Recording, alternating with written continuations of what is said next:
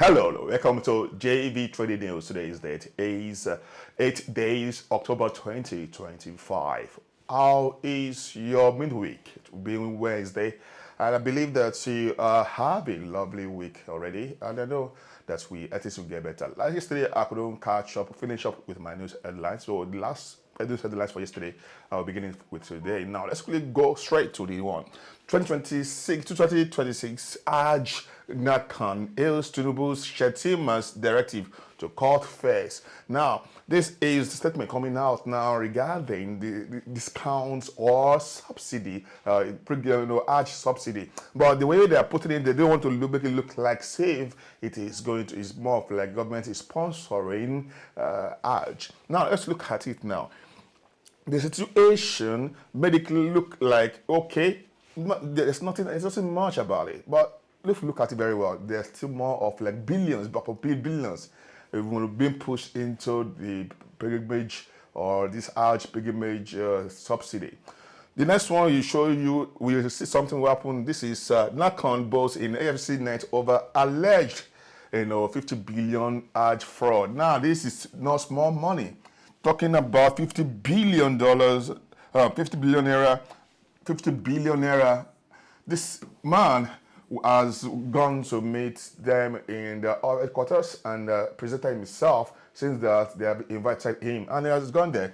And it's very clear that there was some kind of list about how he has disbursed this money from governor's wives, pilgrimage, or traveling, and there is some list listed there. But the issue is that why still giving directive about reducing the price of this pilgrimage? It's going to be personal, and then why is government still sponsoring religious activities? That is the question you'll be asking yourself when the government is claiming that there's no money. That's the reason why you remove subsidy, first subsidy. That's the reason why there are other subsidy removers that is taking place. But you know what? We are just here in the country that a lot of people now are suffering and going through a lot. The cost of living is not really helping matters at all. And the value of our dollar, of our naira to dollar, is still very high. And we are saying this government is taking responsibility and assuring that they cut the cost of governance. Let's look at the next one. This one is countdown to 2027. Tinubu to pick new INEC chair this week. This week is going to be when Tinubu will declare, and then he has vetted Obasanjo, Jonathan. He has vetted a lot of people to the ASO Villa in picking who will be the next INEC chairman, and that is quite going to be interesting. And we're going to be looking at what is going to happen at the end of the day. Who will be the INEC chairman? Who will conduct 2027 election? And that is what we are saying. We are hoping that there's nothing like picking someone close to him or who has worked with him before. But the person must be neutral, who is going to go against the ethical practices in the electionary. The next one is why could gas prices are rising? Normally it has been around 1,200 to 1,300 for quite a while now. But during the time of Pegasan and Dangote rift issues of dragging about, okay, we are going to shut down your supply of this and that. But at the end of the day, the country is where we are now. That issue now is some people are buying a kilogram of gas at the rate of 2,000, some 1,700, and now they're making it clear that yes, because of the issue of scarcity and because of the outstanding kind of supply that perhaps they have already requested, but it's happened mostly in Southwest where there's more high demand in gas. But I hope it will resolve as soon as possible so that the people don't really get back to using sawdust during the time of Abacha. If you remember, around 1997, 1999,